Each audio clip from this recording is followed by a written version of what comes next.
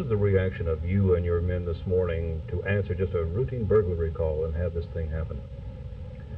Well, the men answer so many of these calls, and so many of the calls to which they respond oftentimes seem routine to them. But you never know when something like this might occur, and it's something that they face day in and day out, hour by hour. They never know when the usual is going to turn into the unusual, and it's a very dangerous job. Are these men going to have to start going into every situation with guns drawn in order to protect their own lives? No, I don't think they're going to have to do that. I don't think they want to do that. But I am convinced that the men are at a point now that they're going to be more cautious than ever before, and they're going to make every opportunity for themselves to protect themselves at all costs. And I urge them to do that. I'm not going to pull any stops in telling them to protect yourselves, men, because you're not paid enough money to go out there and put your life on the line without every opportunity to respond in a way that you can protect yourself and the community. And I'm not going to pull any stops in telling these men to take every precaution in protecting themselves and the public.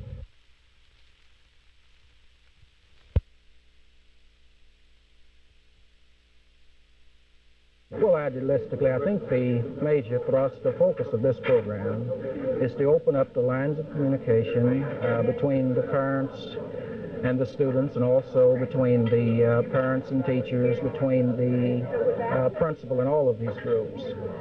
If this goal is achieved and the channels of communications are opened up, we hope then that human understanding will be a goal to follow. If this is achieved, then yes, we will work ourselves out of a job.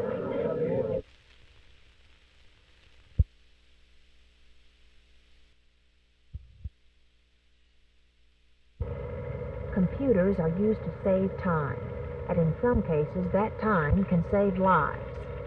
These computers at Dallas City Hall have made it possible to cut in half the average number of minutes it will take for city ambulances to answer emergency calls when the Dallas Fire Department takes over ambulance service in November.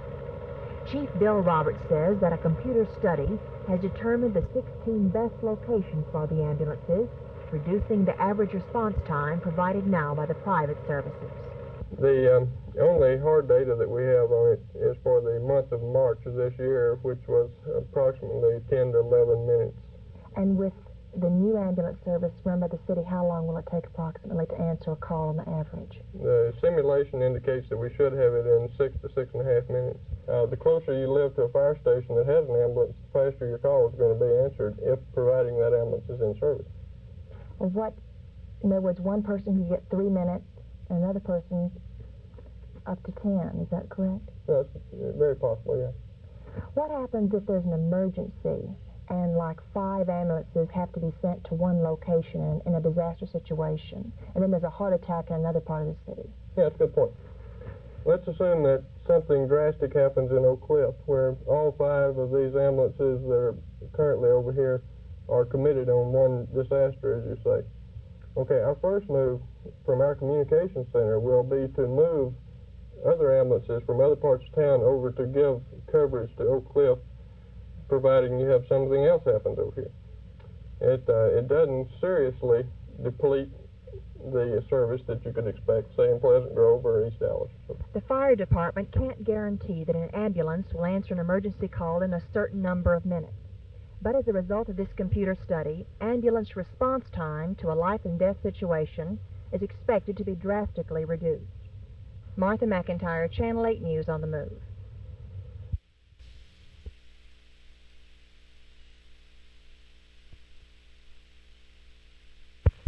Farmers Market has been in operation in the 1200 block of Jones Street in Fort Worth for just over 40 years.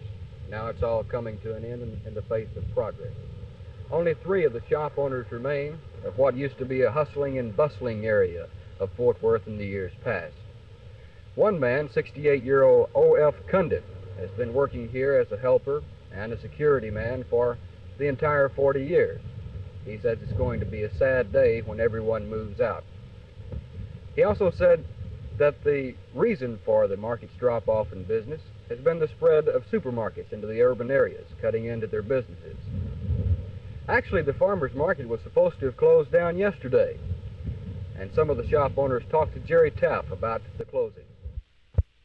Well, I was told but 2 weeks ago, that I was supposed to move today by noon. Where are you going to go? I'm going to go on very close to Riverside. Are you going to be able to get out of here? It's 11:30 now. Will you be? No, I won't be able to get out of here. I'm going to have to stay here at least 10 or 15 days more. What do you think they're going to do about it? Will they let you stay, or are they going to try to run you out? I don't know. I hope they let me stay. Who were those men who were just here a moment ago? I don't know. I guess they work for Texas Eyes. That's what I know. Yeah. And they've been talking about this other man that's closed today because they told him that he's to close Monday. But we're not closing. We're just staying up to see if they let us 1 week more at least so we can find a place because we just can't find it. Only 4 weeks ago, a man appeared before the city council asking the city to buy a farmer's market to keep the historical area open. However, the council refused to even consider the action. And as the operators that still remain here say, they do not look forward to driving by the 1200 block of Jones Street in the future to see a parking lot that apparently will replace farmer's market. Jim Green, Channel 8 News on the Move in Fort Worth.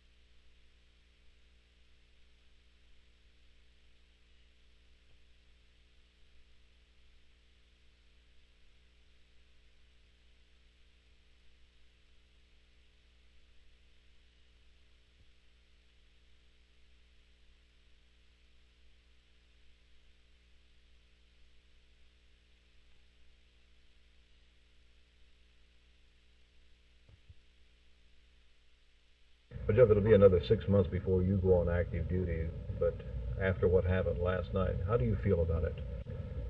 Well, I think it's just part of the job. It's something that you just can't let bother you a whole lot. Well, now, a rookie patrolman is only paid a little over $600 a month, maybe up to $680 if you've had enough college hours. Is it worth it to you to put your life on the line like that for that kind of money? Well, I don't look at it as the job being for money. That's just to live on. I think the job is to help people. And that's what I'd like to do. Have your aims or your ambitions regarding the Dallas Police Department changed any today? None whatsoever.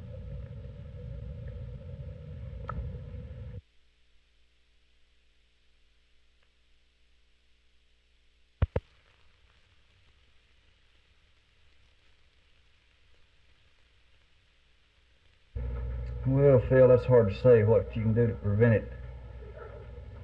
My personal opinion, I think it's the generation we're going through is it's getting to be awful violent, and people just don't want to be incarcerated at the time, and they do things before they think. And also, I think we need to get a little bit more speedier trials and some more punishment, a little bit more stricter and everything than what we've been having in the past. It's getting too lax.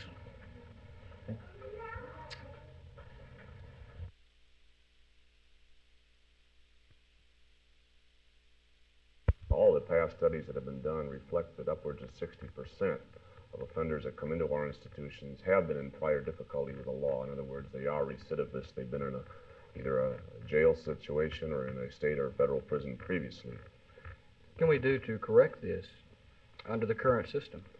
Well, I think the basic problem is that our correctional systems in this country really have never done the job which they should do. Basically, the reason has been lack of the resources to do the job. I think we have the insights as to what is needed. We know, for example, that a very high percentage of offenders did not complete high school. They're high school dropouts. In today's labor market, it's very difficult for them to find meaningful employment.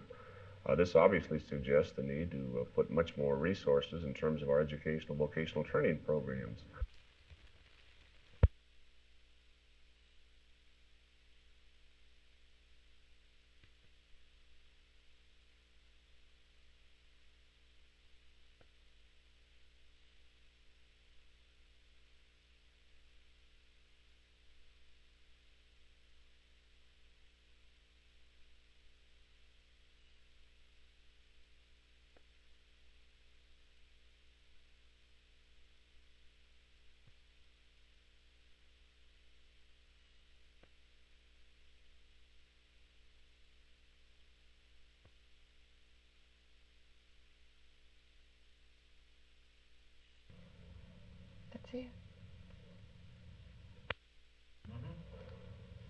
Chief Roberts, will the city ambulance service